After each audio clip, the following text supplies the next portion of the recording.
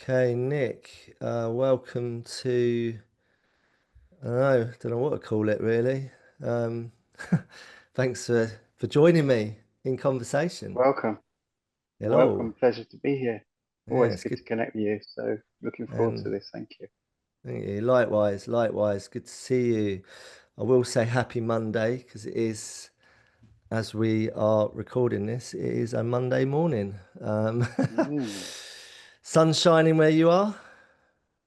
It is shining, yeah. It is shining, but it's been a Ah, busy Monday morning already, so it does feel like Monday morning ah. for sure.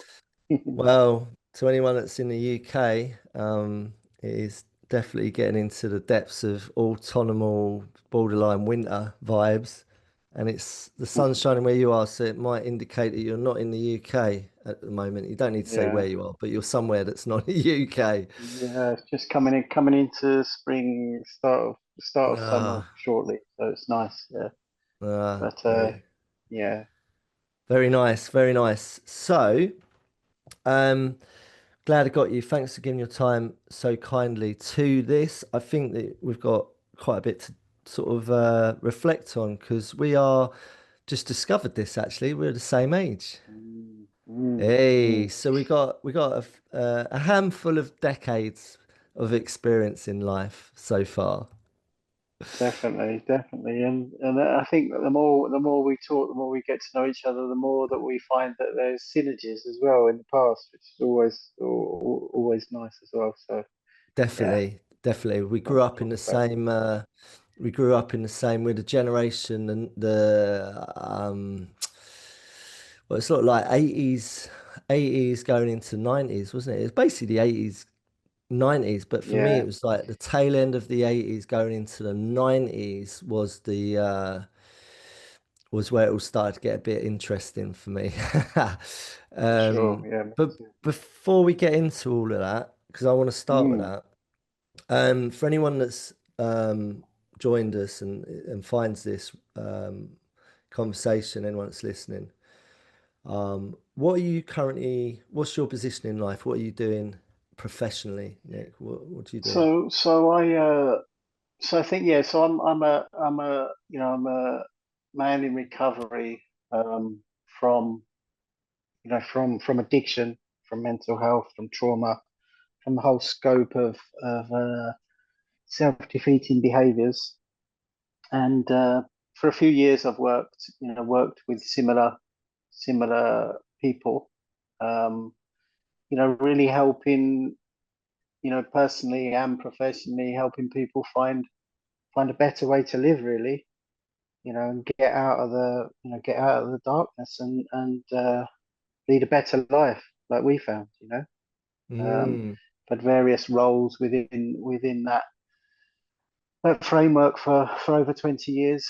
And yeah, but there's also a strong personal connection to the work, and a real sort of personal endeavor as well, because I was a ultimately a teenage addict, a teenage misfit ultimately, and yeah, things got pretty chaotic as you know.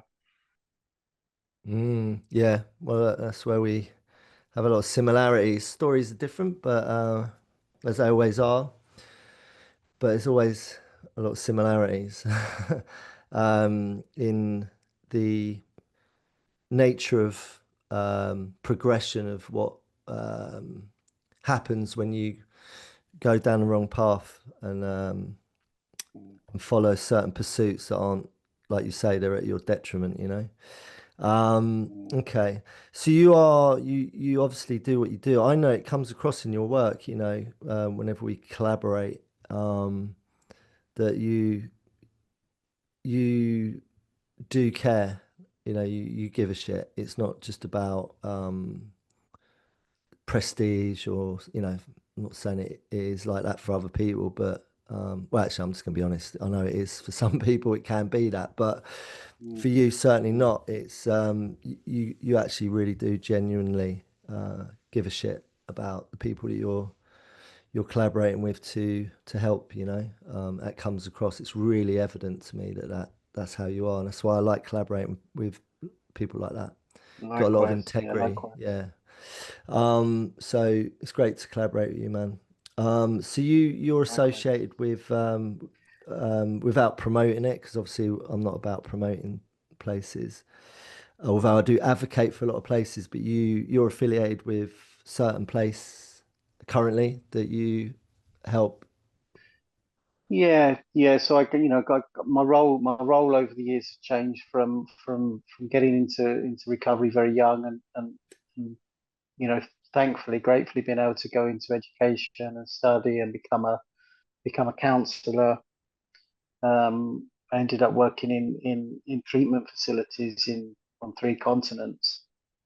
And as time's passed, I've worked a lot with families and individuals and then organizations. And over the last 10 years, really more in a sort of um, business role, business development role within organizations to help organizations, that work with people with addiction, trauma, dual diagnosis, help them move forward, um, and thus help more clients and families as well in the process.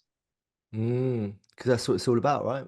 You mentioned the word business. Some people, it has a knee-jerk reaction to some people, including myself, actually. It's like I'm one of those true, artist sort of creative people. It's like, no, business doesn't belong in certain areas, but the reality of the world is, it's just the way of the world. Certain things are a business, including treatment. And, Um, and, and I think that's something that's important because there's something that I've grappled with, particularly in the earlier days when I was working in facilities. And as someone in recovery, I would do certain things myself to help me to stay well and to move forward. And I'd see some of the service users, some of the families. I'd see some of the people that I was helping professionally. I'd see them, at recovery games, recovery events, and things, and I'd be quite conflicted actually because I just wanted to be Nick. I didn't want to be seen as Nick the counsellor, as it were. And it was something that was actually quite a challenge for me to understand and separate my own personal recovery and my own personal journey, supporting friends and peers and people, and then how eventually it became something that I earned a living from as well. yeah. So I think and I think that's very common in our roles that I speak to a lot of friends that do similar work or have done similar work. And I think it's something that does become quite conflicting for many of us, and I think we have to navigate that quite carefully. Yeah, absolutely. Certainly been my experience. That what I struggled with early on in this path that I've now found myself on is the saying, which is you keep what you've got by giving it away. And I never could understand that. I was like, that doesn't make sense. How can you keep what you've got by giving it away? But then, I understand it, and and when I finally understood what that actually meant, oh, I can keep hold of what I've, worked on, my self-development, my who I am today. I can keep hold of that, and all the great things that come with that. Mm. If I freely pass it on and help others find it, and show them the right way. They've got to do it, but I can show them, and pass on that For sort of sure. that that that message. So I was conflicted when it became, the business part of it came in, because ultimately, Mm. I work for myself. I'm a gun for hire, and I collaborate with people like yourself and all the other people that I collaborate with. Um, and I did have to get my head around. Oh, there's a transaction for Mm. some of this part of Mm. giving away the message, Mm. And I Mm. think how I came to terms with it was to see that, you know, it's a bit like Robin Hood. It's like there's certain areas where the transaction is it's okay, it's fine, it's okay to do that because it's it's um, it's okay to do it. You know, there's the resources to be able to do that. But then when the resources aren't there, I'm not conditional with that. It's not like, well, I can't help you then if you haven't got the resources. It's like, I'm still going to help you. We'll figure it out. We'll Mm, find a way. And that's just mm, how I sort of navigated that, and still do to this day. And I'm not alone with that. I know there's other people that have that working ethos and mindset. It's really important to me. I feel that, yeah, it's how I feel right with what I do anyway. for sure, for sure. And that's what I see and hearing you and what I've come to know. It's that it's just like you started off giving me the compliment, and it's the same from my perspective on yourself. There's I think in any organization or any industry, unfortunately, there's the good, the bad, and the ugly, and the sector that we work in is no different. You know, Mm, um, I wonder perhaps if not even more treacherous because I think quite often, certainly for me, I came into I was in early recovery and I studied and I've got these degrees and stuff, and I'm ready to go. I'm ready to be the healer. I'm ready to help people. And reality was, I was still very unwell for many years. In mm, the early days. mm, And so I wonder sometimes, and I see sometimes that people get into recovery and then follow a path of doing work in the area, and I wonder whether there's more instability in the sector because of that. mm. Because sick people trying to heal and maybe not well enough, or I don't really Well, like the term I just used, but yeah. Anyway, yeah. no, no, I see what you see. I always call stuff out, man. You know me. I just call a spade a spade. It's like it's questionable. I've seen it. I like to call people out. I like to flag it. I like to blacklist people. Got my own little, like, metaphorically speaking, I've got my own little black book of people that I will not collaborate with because it's questionable their motives, and their Sure. conduct. And that's just the stuff I know about. God knows what happens, behind closed doors. But it is questionable. There's a lot of sharks out there, man, and there's some really good people out there doing some really genuine, authentic, integral, important work, in this space. But there's also a lot of sharks. So I think, I've been around long enough to sort of see the fins before it hits the surface, so to speak. You know what I mean? And I just avoid those waters, metaphorically speaking. Anyway, don't want to focus on that. But that's just the way I see things. So that's a little bit of background. I think for anyone listening, they can hear, a little bit about what you do in this realm of um, healing, if you want to call it that, healing the wreckage of people's pasts. Um, let's go back to the past. Let's rewind to. I'm trying to think. Right, so if you're the same age as me, let me think. Right, so you got into recovery. When did you get into recovery? How old was you? I got into recovery when I was 23, 24.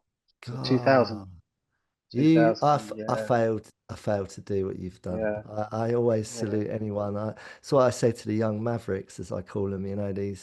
These incredible, inspirational, young people. Sure. Like, and you're one of them. You're a young maverick, 23, 24. That's young, man. Yeah, it's funny now. It's funny now looking at myself in the mirror with grey and white hair, and kind of like the stuff that we do, whether that's personally or professionally. Like you say, it's that I spend a lot of time with younger people and a lot of time, helping people personally as well, not work wise. And it's funny. I was talking to a guy that I'm kind of trying to guide at the moment, and just personally, and he's 23, 24, and it's like Yeah. I just think all those years back of how I was then. And Yeah. I was 23, 24, but I was probably 12, 13. in reality, Yeah, that was yeah, that was my sort of how I would be, you know, how how I was able to be really. Just hadn't totally. developed, hadn't grown up, and I think when we talk about that stuff, I think the significance of those early years, the childhood, the adolescent stuff, and then we'll probably get onto this for me, call it the rave scene. Ah, Just through those sort of developmental years where people are generally developing, whereas I was doing lots of other hedonistic things rather than maturing, yeah, perhaps. yeah. Oh my God. Yeah. Ah, I really want to deep dive into this, man, because I feel there's some nostalgia to be had.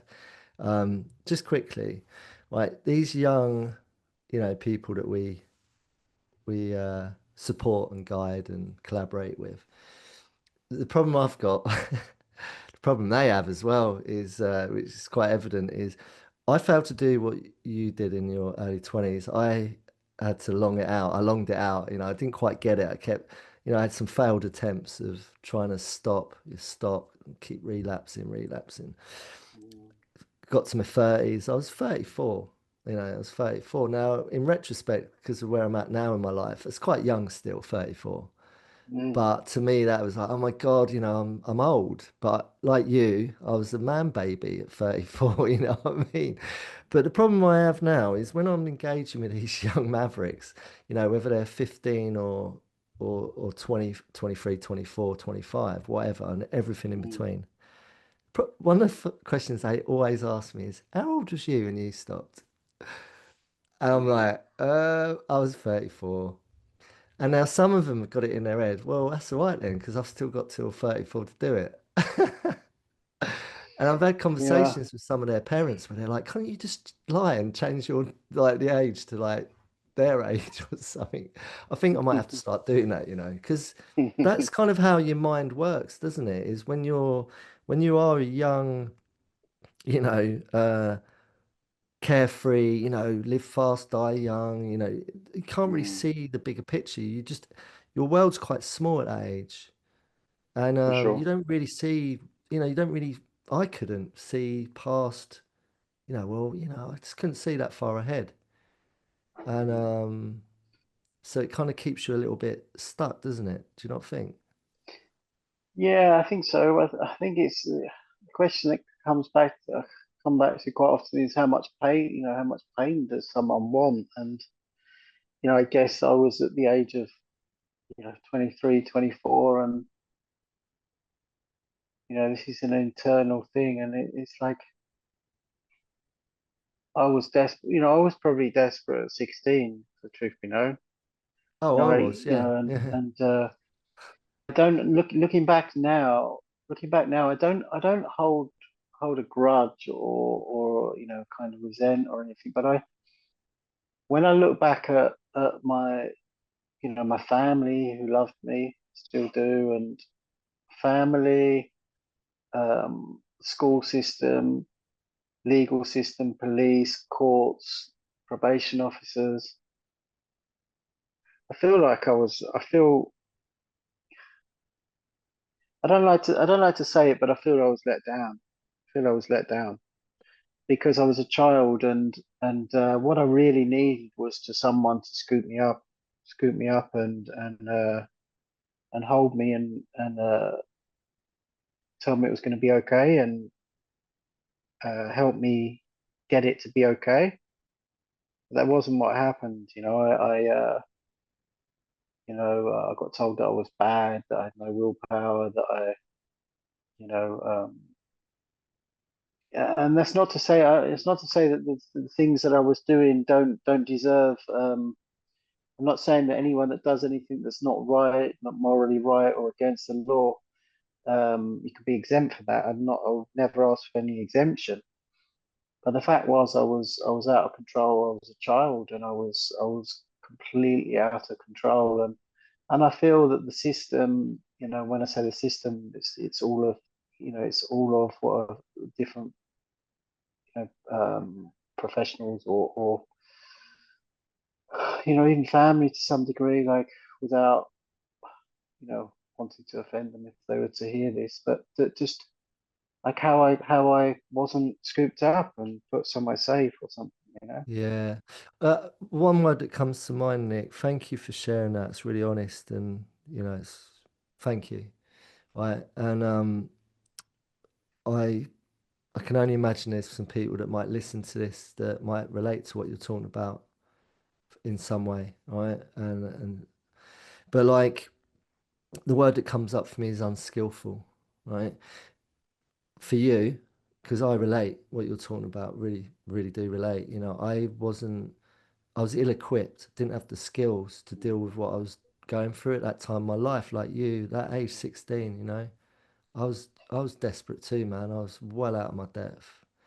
Um, and also the people that are maybe classed as the elders, caregivers, Sure. whoever, the people, whether that is a family member or it could be someone in a school or an institution or it's a doctor or a professional, you know, Yeah. maybe some of them people, because back in that time, 16, let me think, that was 91-ish. Mm. And the world's Yeah, very yeah, for different sure. now. Yeah, Back then, I remember my mum yeah. went to my college. I didn't know my mum. She told me this later on when I was in recovery. My mum actually said I did. And we processed a lot as families do in the recovery stage of Mm. it all. Mm. And there's a lot of Absolutely, healing that comes with that. And my for mum sure. said she went to the college. She went up to my college that I was being failed by, like you. Um, and I was ill prepared to be able to be at that college. I didn't have the skills to actually be there emotionally, mentally, physically, spiritually. Yeah. And she went there to ask for support as a single mother, saying, "Look, my son David needs support. What can you give him?" And Mm. they put their hands up and said, "We can't help you. It's not Mm. our it's not for us to do that." That was 91. So the world's changed a lot now, Nick. Do you not think? E- exactly. Yeah, 100%. And I think, when I think of my family, sort of parents, grandparents, they did what they can at the time, and they weren't equipped for what was going on. They used to say to me when I'd come home sort of wrecked or drunk or days later or whatever, and they'd just say, "Why are you doing this to yourself?" And uh, I'd say I was taking the edge off. And what I know very clearly now what I meant then, and they tried to connect me with counselors and some community support and stuff like that, and tried to parent it out of me, and love and sort of a bit of anger, obviously frustration and stuff, and they tried multiple ways to deal with this stuff, but like you say, they weren't equipped for what was going on, which was a son and a child that was out of control. And I think one of the amazing things nowadays is that there's many amazing things that have happened over the last 25 years that there's far more. I think that with technology's development, there's far more inf- far much more information online for with addiction, mental health, trauma, and anything that may fit into those loose categories, and that wasn't available then. I think many of the many I question when celebrities talk about these things. And sometimes there's good and bad of those sort of broadcasts of personal stories and things. But I think there can certainly a lot of that has brought the things into the public eye more. There's a lot more support nowadays in prisons, court orders to treatment, things like that that were happening in America back then, but they weren't happening in the UK. And yeah, I think there has been a real step forward. Um, but yeah, that can't. I think maybe the just that little boy sitting here with you, a little boy inside me, just feels very sad. Like when I on the occasion I do recognize this, that that sort of even sort of very young person that was out of control, that just was still a child, and I do feel that I sort of went under the radar, as it were. Yeah, I feel you, man. Again, thank you for sharing that. And this is not an isolated thing. It's like it's a common. I feel this still to this day. Because of I feel like um, because now it's so openly available. There are in theory there's Mm, more resources out there. The resources are there, and people are owning it now.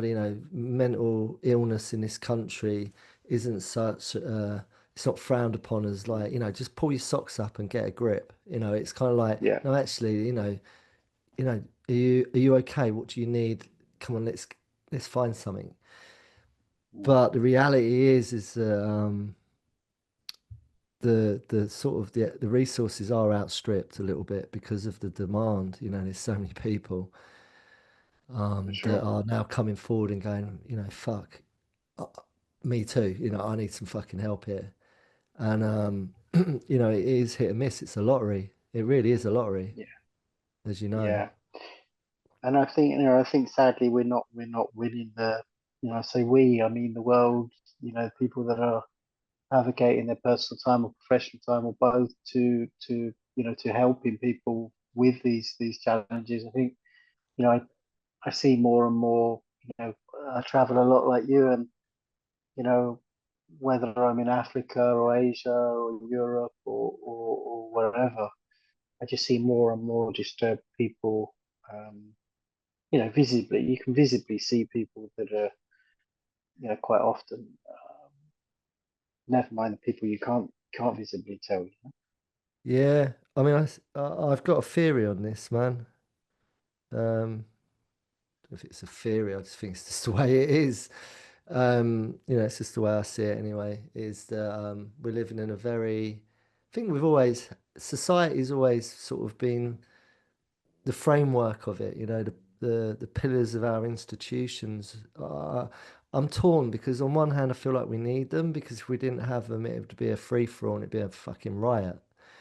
But, Mm, but in the same sense of we need them, they also are sort of the confines. They serve as a sort of like um, a container to contain society as we know it, and it's always been like this, I feel, and I think it maybe always will be like it's the nature of the beast, is in this containment of society remains a very sort of sick underbelly of behavior to be able to be in that container. It's mm, kind of like it's a sickness that is required to sustain your very existence. I don't know if that sounds too deep, but it makes sense to me. You know what I no, mean?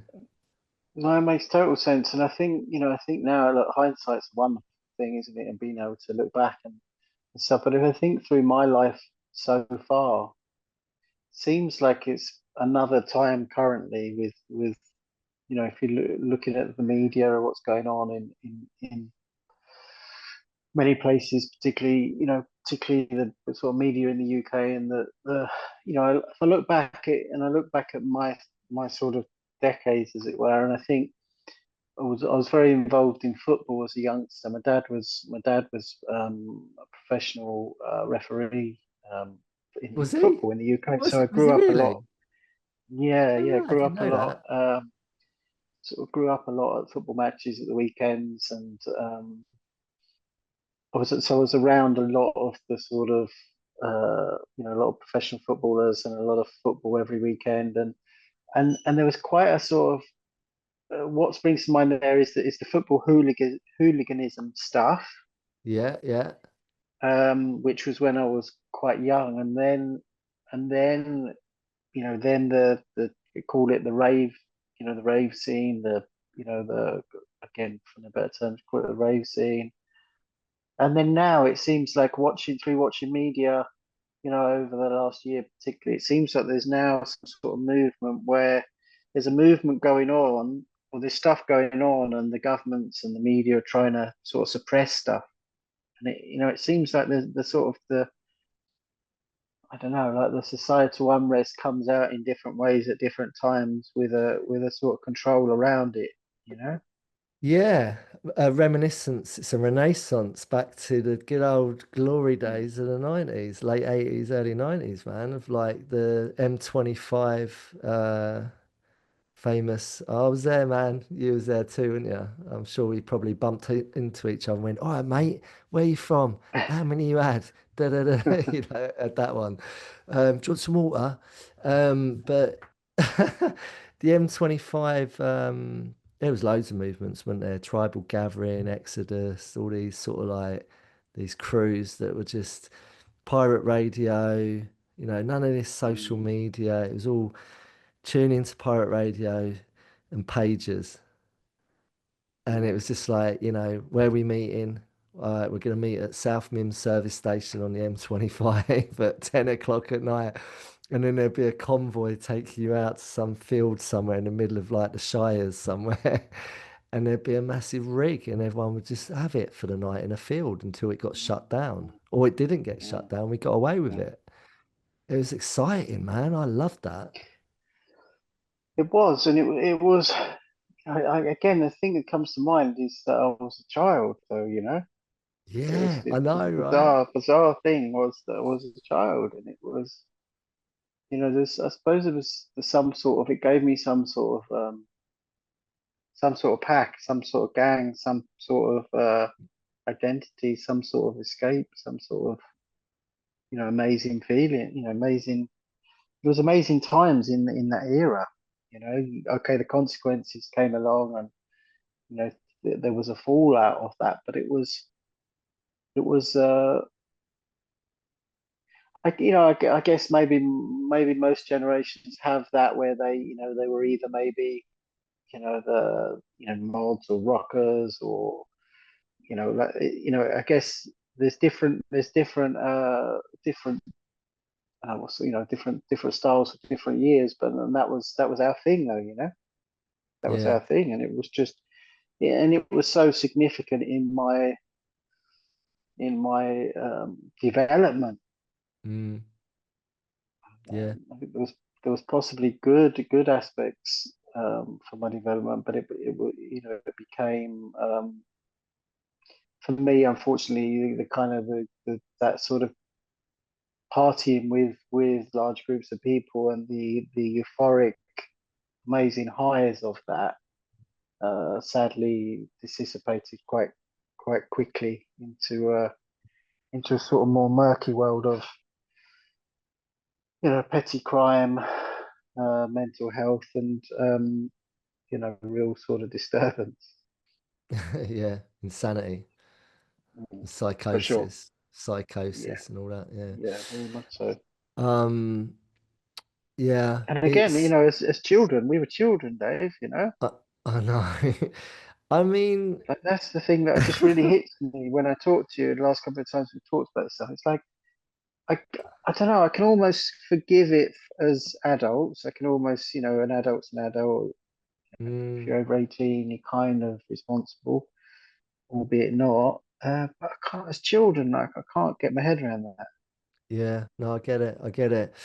And on it goes because it's just, we are not alone, it's just it's current, current day reflecting on, where we was at back then in the 90s, early 90s, rave scene culture.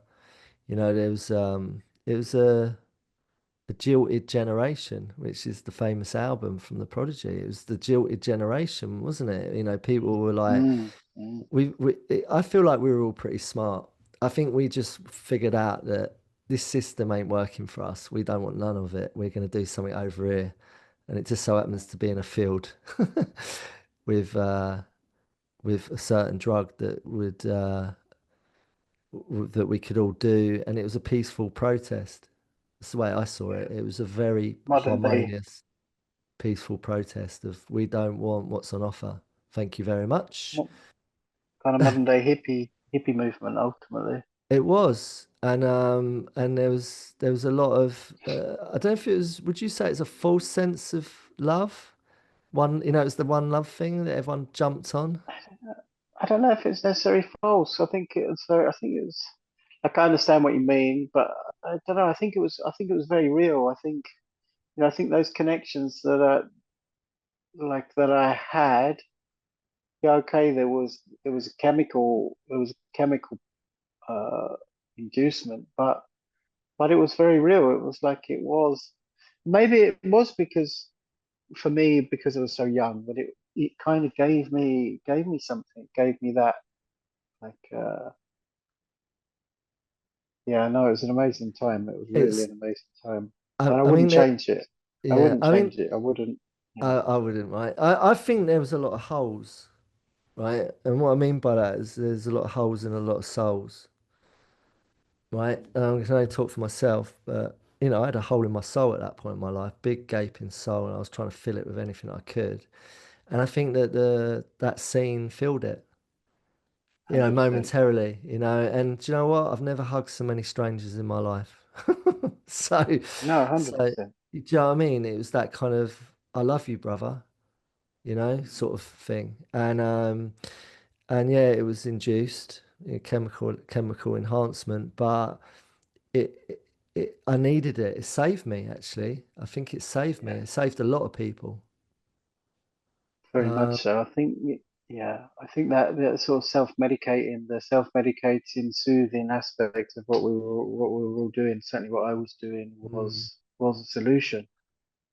Was yeah, a solution to a it teenager was. that was out of control, and there was, a few minutes ago I said about I felt a bit let down by by everyone for not saving me, as it were. But I couldn't, that was just the way it was.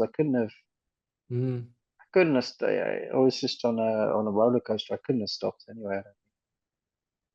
Well, Like it, when you it couldn't when have.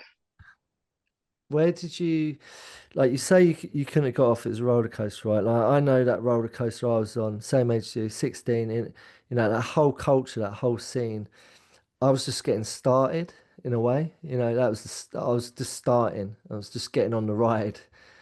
Mm, And it's a very fast, thrilling, um, euphoric ride of a high, which was met mm, with like any roller coaster. There's a freaking high, and but then there's like a drop, and it's like a mm, cliff edge drop, and then you freaking hurtle down to an incredible low where I'd remain, that horrible low that comes with the highs. But then, of course, there's only one way to go then, and it's back up. And that's mm. where the progressiveness of that addictive, habitual, Sure. ritualistic behavior starts to grab a hold at my early teen, 16. It was probably before that, of course, but it really Mm, started to kick in on that roller coaster ride, that thrill for sure. ride of the rave scene, the highs and the For lows. sure.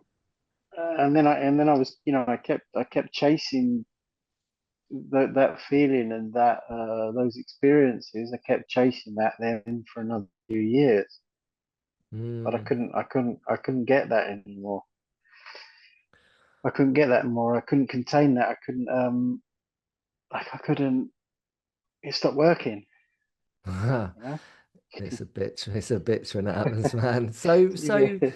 how was it for you, right? Because for me, I started to experience like nutty episodes big time, like, neurosis, psychosis, all that kind of stuff that comes with sleep deprivation and mind altering, psychoactive drugs, take your pick. There was also all these different party drugs, chemicals, being thrown into the mix. Ketamine was a thing back then, which nowadays, people are having a bump on ketamine like we were doing a little cheeky bump on cocaine on a birthday or at Christmas. Mm, People are doing it every freaking day these days, some of these young mavericks, yeah. right?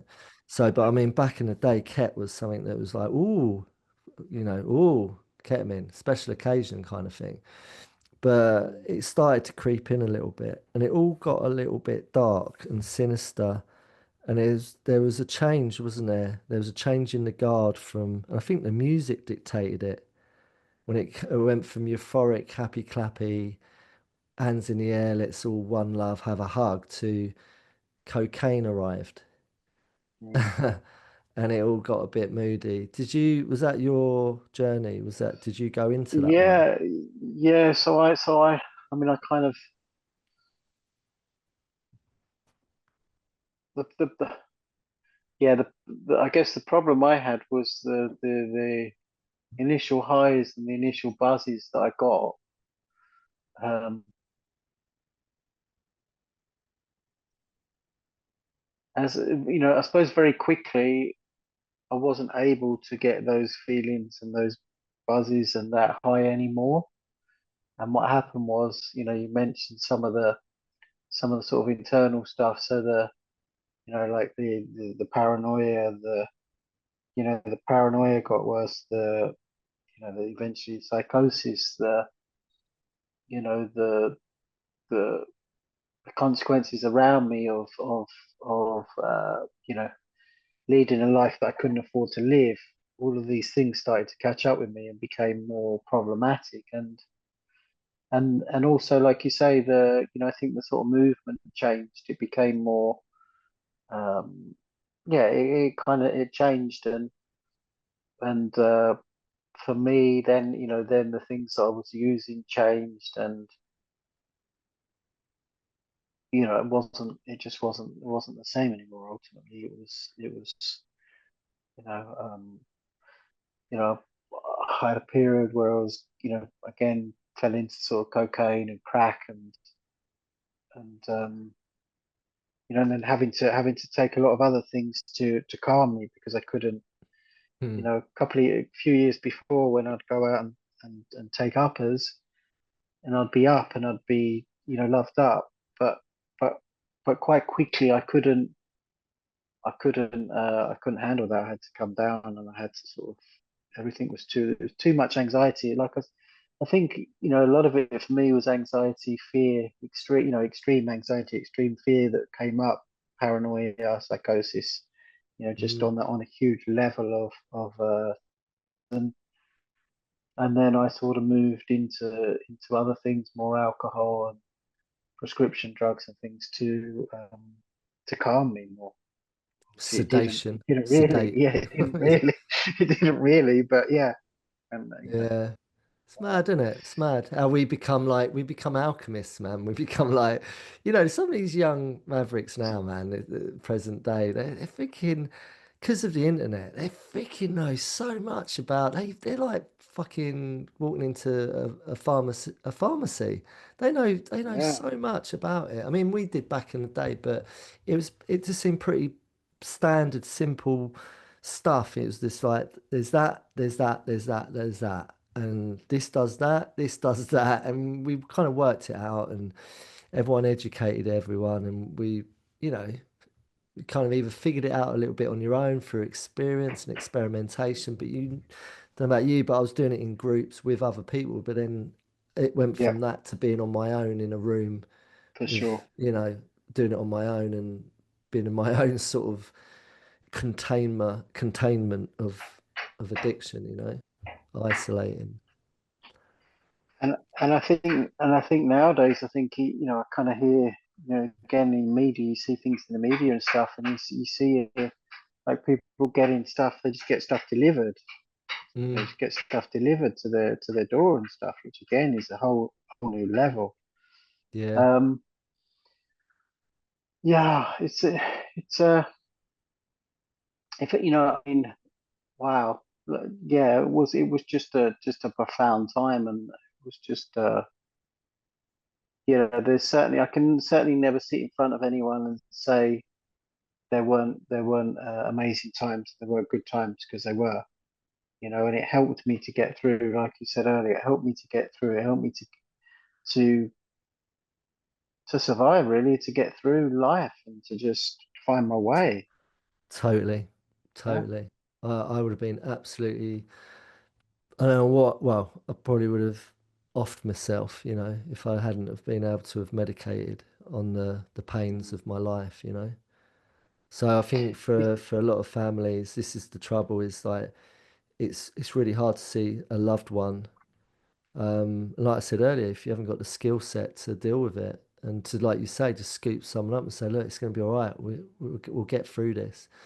If you're out of your depth and you haven't got the skills, you just you haven't got maybe the experience within your own story to know what is going on. Because if you haven't been through it, you haven't been through it. You can't possibly know what it's like to be in it, you know? Yeah.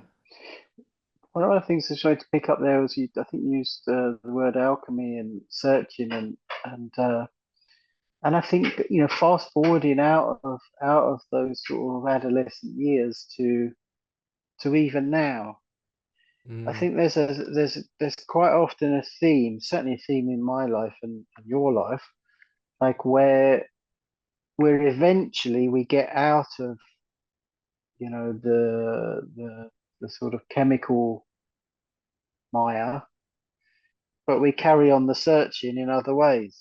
Oh I yeah. think I think not everybody that I come into contact with or help, whatever it is, the same, but quite often I find within our tribe, quite often the seeking we're seekers.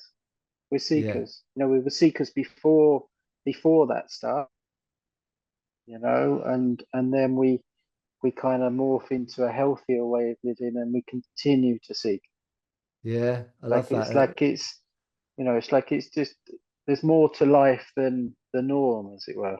Yeah, I truly totally agree with you. I love how you put it, seeker. I love that. Yeah, bit of a pirate, I feel like we're pirates, man. We're out. I'm not sure the word outcast is a good word, but like, we're just like we just see the world differently. And I think that's the common thing that I've seen with everyone that's in this community of the space of people that are in the solution, people that have come out of the madness and have found the solution. And there's millions of people all over the world that have found it. And it's true. I feel like we are the outsiders. We're the people that live outside of the conventional, traditional realms. We see the world differently. It's why we don't fit in. We find it hard to fit in. It's why maybe schools don't work for us. It's maybe why certain family systems don't work for us. It's why maybe certain work environments don't work for us. It's maybe why certain institutions don't work for us or ideologies. We see things differently. So it makes perfect Sure. sense that we're going to seek out um, a sense of stimulation, experience, knowledge, a quest. Um, I, I love the term an unquenchable thirst. We have an Yeah. unquenchable thirst for more knowledge, more experience, more everything. Yeah. Yeah. Yeah. And I think for me that just to pick up on that insatiable sort of thirst that couldn't be stopped was that's when I was in active addiction, that's there was that beast, there was that insatiable yearning within that couldn't. I said earlier on about almost feeling let down by society or whatever as a teenager, and like I wasn't contained, I wasn't saved, as it were. But that beast that was never enough. Probably couldn't have been. It couldn't have been stopped. You know, Yeah, yeah. It has just no so off button. It has no off yeah, button. no, no, Do you feel like now you've come out of the active addiction of substance um use, and it's been many, many, many years, like me, it's been a long, long time since we've done that. You mentioned it earlier about if we are wired in a certain way, if that's what it is, we are just maybe wired in a certain way. Do you think it's possible to recalibrate that wiring so that you do and can do certain things in a more moderate, healthy way? Or do you think you just need to avoid certain things and recognize that you are one of them people that just can't do things in a way that other people might proclaim to Mm. be able to do? Yeah, so definitely. So I think people of my type, and many people that I work with or that I spend time with in a personal recovery setting, aren't of my type. Mm. They might have got involved in X, Y, and Z, and ended up either in a treatment setting or ended up in a support group or reached out for help or whatever it might be.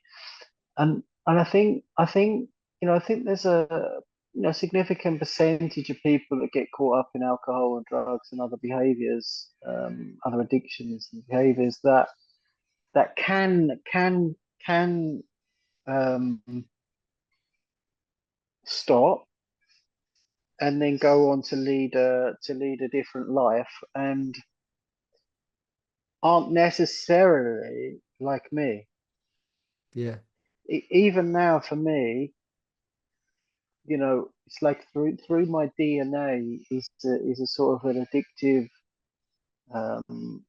mindset, an addictive strand, an addictive thing. So it's like it's not to say that some of the time I'm balanced, some of the time I'm not balanced, but in many ways that stuff doesn't leave me, whereas other mm, people that I do see it does, and they you yeah, know and if, an example could be with my wife. She buys a bar of chocolate, and I've never been diagnosed with an eating disorder. My eating may be a bit disordered over the years, but I wouldn't have sought help for it. She'd buy a bar of chocolate, and the chocolate will be in the fridge for maybe a week. She maybe have a piece or two pieces a day, and I'll forget about it for a couple of days. On occasion, I would go to the fridge or the cupboard, and the chocolate's gone within 30 seconds, and I never even went to the fridge for chocolate. You yeah, know, yeah, yeah. didn't even That's want chocolate. I didn't even go there. I went there for a glass of milk, for example. You know, yeah, yeah. Classic. That's a classic example there of how it can manifest in so many different ways. I mean, I'm a massive believer when people say, I've never really been affected by addiction. I just don't relate, and it's like bullshit. I'm always like bullshit because I think that I just find it really hard to believe that there's not anyone out there who's not been entangled in a little bit of behavior where they've got no off button to something. Take your pick, sure. people. Yeah, You know what I mean? It's like yeah, I just don't buy that. I think that there's stigma still attached, still to this day. I think it's got less, but the stigma is still there for what addiction means to some people. I feel like they just automatically think it's the person that's, you know, on on the park bench yeah. or in the stairwell of some, grotty little For, housing yeah, estate or do you know what I exactly. mean? And I think more and more now as times change, social media addiction, device addiction. You and I talk quite often about some of the downsides of technology. But I see it, other people that are seeming to live a fairly normal way of life, but it can come out in food, it can come out in their work, their work addiction, in social Yeah, media, looking for likes and affirmations and yeah, spending, you know. yeah, I think the way the world is nowadays really is just set up for immediate gratification, particularly things like social media and WhatsApp and those sort of things that in themselves are useful, useful things. Yeah, addiction to popularity, addiction to prestige, you know, Mm, addiction to relevance, addiction to mm, being seen and heard, you know, validation, as you put it. It's endless. Addiction to um, our thinking, addiction to our emotions, you know, addiction to drama, you know. I feel like they're big ones: addiction to drama, addiction to yeah, our emotions, and addiction to our thinking. Uh, you know, I believe that a lot of people in the modern world, because of social media, because of screen overuse, intrusion, addiction, whatever you want to call it, entanglement, overuse. Because of that stuff, I believe people have problems disengaging with their thinking. They're overthinking. You for know, sure. they can't sleep. You know, there's a lot of problems. That's all part of addiction, people. You know, that is all part of it. You know, it's not just Mm, substances and chemicals and, mm. you know, traditional forms of what we think addiction is. It's far greater than that. For sure, 100%. And my experience of putting down the sort of chemicals, the alcohol, the some of the more extreme behaviors, to Mm, then the quest for me has been to find a level of peace some of the time, mm, and to work my way through all of those challenges that you've talked about, working too much, being online too much, focusing on money, mm, kind of all of those sort of drives and things that just for me it's never ending. It's never mm. ending, and it's one thing I do realize. I think one thing I think I know. I used to think I knew a lot, but now I realize I don't know as much as I thought. But one Very thing wise, I very wise. for, for me nowadays, the most peace I have today, or, on any given day or week, is the less time I'm on those things, the less time I'm on the social media, the phones, the internet, the apps, the stuff, and the more time that it comes back to seeking quiet, Yeah. seeking some of the other realm, really. Stillness for me is what it's all Yeah, about. You know, I feel yeah. like that's the problem. That's been the problem for my whole life is I could not find any sense of peace, right? Mm, And stillness to me means peace, peace of mind.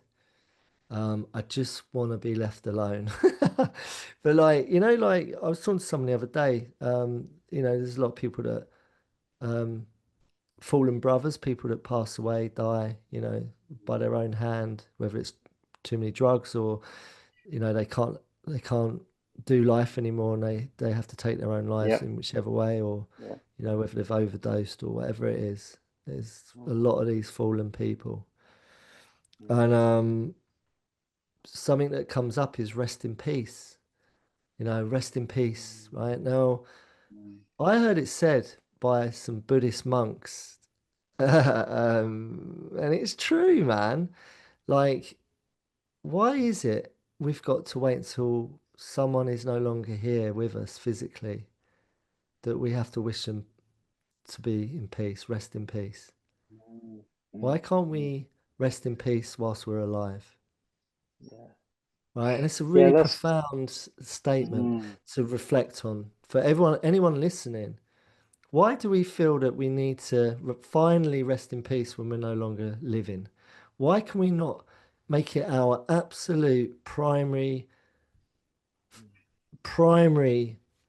objective in life is to find a way of resting in peace every day. Get the fuck I'm off the with you. phone, man. Get the fuck off Yeah, our yeah. phones and rest in peace for a bit today, Mm, every day. 100%. Yeah, yeah, 100%. I'm That's totally what I with you on that. Yeah, I think it's like I think the way that we've all developed over the last few years, or the way that the sort of fastness, it's like I might phone someone and say, "Oh, how you doing? Yeah, you're busy. Like you're busy. Like it's a good thing, like being busy with work or whatever is a good thing." It's like no, no, like just sit and chill and breathe. Yeah, Breathe and listen yeah, um and for someone that was, for people that was chasing that fastness all of the time, that's a mm, quite a profound change, really. mm, And I know whether I actually do it on a daily basis or not, if I get caught up in the speediness and the Monday morning stuff, I know that that doesn't serve me well. mm. That's not the way to be. No, It's really not. yeah. Do you think maybe, you said seekers and we're on a quest of exploration to find the thing, whatever the thing is. If only I just, all right, maybe it's geographical. If only I just can be on, if only I can just be here, then I'll have found it. Everything will be all right. If I can just get the perfect partner, or if I can just get the perfect haircut, or whatever it is, then everything will Mm, be all right. Do you think it's like that with drugs as well? If I can just get the perfect cocktail of like, if I could just do that and that, you hear that in a lot of young mavericks. Yeah, mm, I recognise I can't do that, but mm, weed, man, it helps my ADHD, mm, and it's all that stuff, right? And if I can just get the perfect sort of formula for my life, then everything would be all right. Do you think mm. that's what we're all seeking, us seekers, is peace?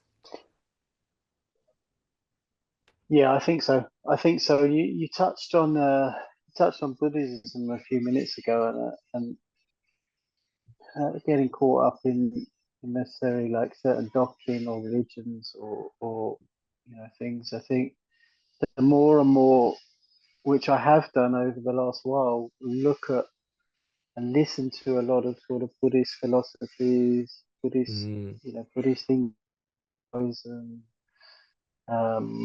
different philosophies from those, that yeah, sort of doctrine stuff. The more I realize that probably that chasing will always be there. Once I've paid that bill off, then I'll feel better. Then I'm more secure. Or once yeah. I've got this, or once I've done this, I think that's perhaps that there's no change in that probably in my DNA, because that's probably just how either being conditioned or just how I am as a human. Um, but definitely the goal is to become more aware of those voices, to Mm, become more aware of those calls, mm, and to let them go, to let them go and like yeah. not What's just co- engage, not. yeah, not entangle yourself in it. What's just come up for me is hunter gatherer. If only I can just get that bit of meat today and start this fire, then we'll be okay. And Mm, it's kind of like that. It's like nothing's really changed.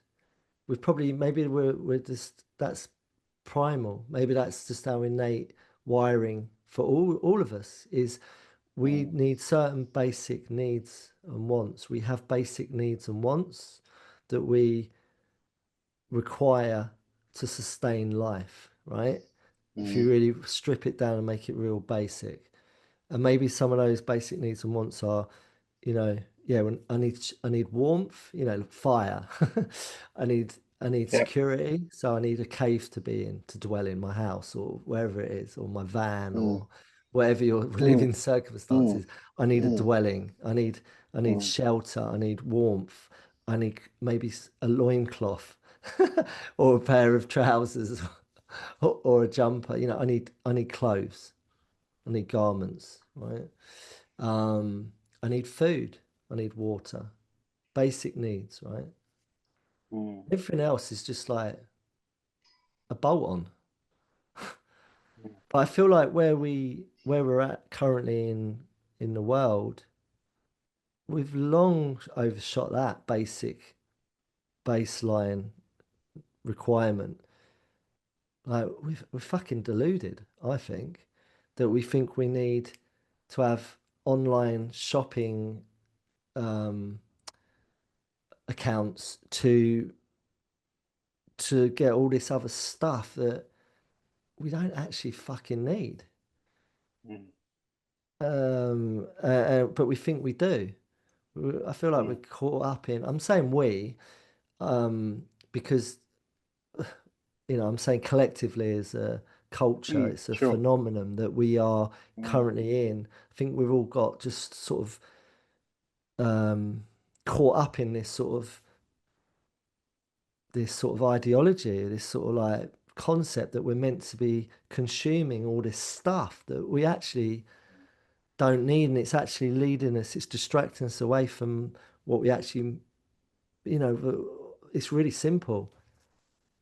We're taking for granted our basic needs, like as long as you've got those basic needs met, you're good. mm, Now, for mm, some people, they're not getting that met, the basic needs. That's where neglect comes in. That's where trauma sure. comes in, childhood trauma, neglect. That's where the insecurity comes in. That's where abandonment, rejection, separation anxiety all comes in. All these things that create a problem. If they're not being met, then basic needs, we're fucked. Mm, Because I feel like a lot of them needs are getting neglected because of what I'm talking about. Because we're thinking that what we actually want are our needs, but they're not. They're just wants. They're the yeah, bolt-ons. It's the fluff. yeah, Don't need it. yeah. Focus on what the basic needs are, people. And as long as they're being met, we're okay. Everything's Mm, good. So it makes for sense what sure. I'm saying. Definitely, That's definitely, just what I definitely. think, Yeah, anyway. fantastic. That's what I think. Get on my fucking eye horse with that. But it's, it's like, I just see it. There's a lot of people that Yeah, I have to come across who are just like, what the fuck are you moaning about? yeah. You're saying you got no Well, money. Get rid of some of these online shopping accounts and you're going to have a bit of money back in your account. yeah. Well, it's kind of the marketing of these things are just so profound, and you're watching something on a screen, you've got adverts, you've just got so many ways now for people to sell us stuff and to convince us that we need things or Mm, should do things or buy things or you know yeah. very much a and that's the opposite for me that when I'm caught in that stuff, that's the opposite of how I really want to be, Mm. which is actually just peaceful and just being. Yeah, just being simple. Yeah. And that's all part what I just that little monologue rant I got on because I'm very passionate about this. That's all part of Mm, the addiction. mm, And that's out there. So anyone that says, "Oh, I haven't got a problem," it's like, well, if you're just doing what I've just said, then you got a fucking problem because you're yeah. so far away from your truth of what is actually underlying all of that. Why are you not enough? Why are you not enough? What's Mm, missing? Why have you got to mm, fill your life with all that stuff? mm, That's the addiction of consumerism. definitely, definitely. Well, we could go on. We could go on from Oh here man, I for could. So look, I feel like we're coming to a natural conclusion. I feel like we've managed to capture a fair bit. Just to end on this though, Nick, to anyone listening, right? Um, we've had a little, discussion on what we think, how we see things, and with what we're talking about. For anyone listening, you talked about you being in sort of, you talked about a little bit about where you'd come from, what you got caught in. You talked about, for many years you've been in recovery. The bridge, the bridge part, from getting from your formative years, Act One, and mm, I always call it Act One, Act Two, Act Three. So Act One is the madness, formative years, the lived experience of being in a certain world mm, that you was in at that time. mm, Act two is the bridge, the transformation, the coming out of that part and into your sense of recovery, self-discovery. And in Act three is living it. Is you're in Act three now, right? But the Act Two part, how did you get that bridge from being in Act One of the madness of your formative life? Yeah, How did no, you find recovery? good question. Yeah, and I think anyone listening to this that hasn't found, found Act Three, I think reach out to you, Dave. Reach out to like-minded people. There's plenty of people online that are offering support or guidance, or plenty of organisations, self-help organisations. Just reach out and seek, seek a new way because Mm, it's yeah. So how did I? So I lost my freedom, but bizarrely, I didn't have any freedom to lose. So I was, during my addiction, there was, I don't know, maybe 6 or 8 times where I ended up in a police cell, rightly so, behaviours that were not yeah. acceptable, no problem with that at all. And one of the best things that's ever happened to me in my life was I was 20, possibly 23, and woke up in a police cell again. Was charged with an offence, and it wasn't the first time I'd been found outside a pub, and don't know to the day what happened. I was either in blackout, attacked, said something to someone, owed someone money, or whatever had happened, was taken to hospital, and I became aggressive and abusive, and rightly so. I was charged with an offence, and sentenced to a prison sentence. And subsequently, a couple of months after, I went to court, um, and was taken off to start a sentence. And one of the first times in my life where I'd been using some tablets and stuff the night before and that morning. And I got to the prison, and they did a medical and a searched me or whatever. And I asked for help. Like, I asked for help. I just opened up to the doctor. I was starting to go into withdrawals and stuff like that, and just kind of laid it on the table, really. And they gave me a detox. They suggested that I start going to some Alcoholics Anonymous, Narcotics Anonymous meetings in the prison, which I did. And then they kind of engaged some social services and stuff, and they started to work towards, or me to have to prove that I was serious about working towards getting some inpatient treatment for addiction and stuff. And but I think more than that is, like, your question was, what did I do? That's just my story. That's not what anyone else needs to do. I think what one needs to do, what anyone needs to do, is to seek help. Yeah. Is to seek help. Go to a professional, go to a medical professional, or a Yeah. psychological professional, or whatever, or seek help online, whatever. Yeah, Yeah. yeah, that's what I did, and I kind of haven't looked back. It hasn't been an easy process, but I was done. I was beaten. I was destroyed. Yeah. The gift Hence, of at 20, desperation. The gift of exactly. desperation. Yeah, exactly. Hence the 23, 24-year-old wishing that I'd found that, and I'd had that at 15, as it were. Yeah. You know, Well, you did it, man. fantastic. You did it. Yeah, 23, yeah, we, 24. yeah, Got there in the end, man. And that's the exactly. important thing. It don't matter. Don't matter. It's not a competition. It's not a race. What You what do you just, think's the thing? What do you think's the thing that, like, what is the to someone that's listening, to someone that's listening, mm, what do they do? yeah. I think the desire to want to stop has got to be greater than the desire to stay stuck in the shit. So there's got to be some motivation there. There's got to be a spark of enthusiasm. I think enthusiasm's too much of a a, a weak word for what I'm saying. You've got to want this. You got to be desperate. You desperately got to want it. And I think when you was in that prison, when you found yourself in that prison, you was like, fuck, I'm desperate now. I need help. mm, That's what I got from what you said. mm, And for me, it was the same, different stories, but similar. There's some similarities there, where I was in desperate situations where I was like, fuck, I can't get out of this one. I need help mm, mm, because my options are limited. Do I continue to flatline into oblivion?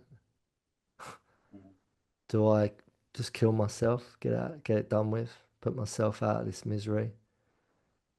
And the only other option on the table is what you did, and I did the same. I got asked for help.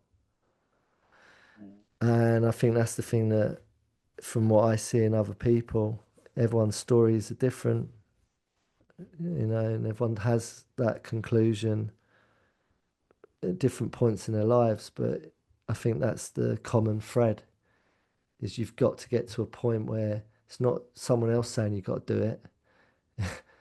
It's got to come from within. It's got to be a very definitive decision in your mind that you're gonna you're gonna go in a different direction because your life depends on it, and you want to mm, live, mm, and you're fucking scared. It's terrifying because the unknown. That's why we didn't do it up to that point.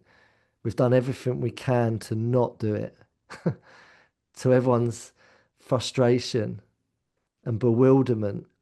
What the fuck is wrong mm, with you? Have you not had enough yet?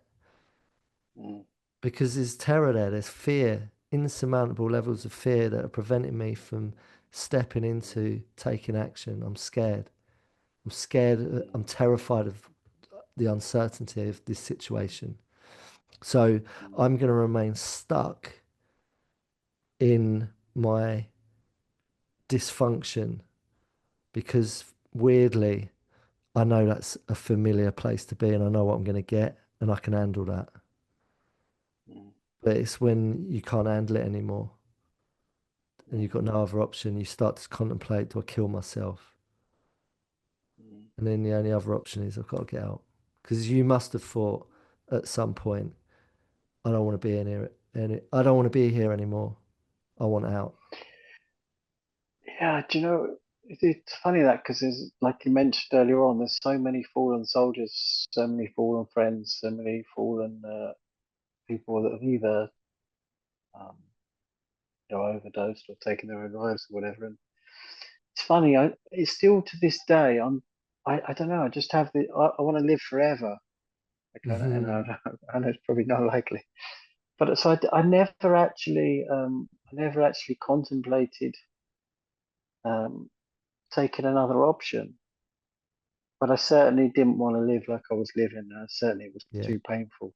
So hence, I Yeah. took the behavioural change and the suggestions to Yeah. change.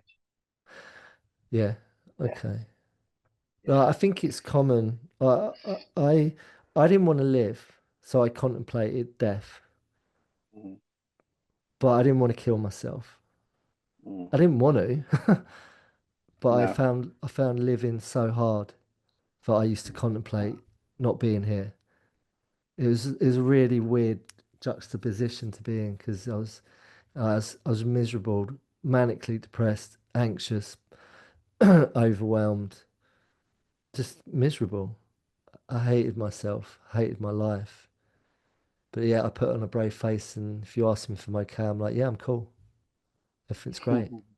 fine, fine, yeah. So I mean, that's common. I think people, they say, oh, Mm, I just don't want to be here anymore. We do want to be here. We mm, do want to be here. And we just need some support to get us out of the shit.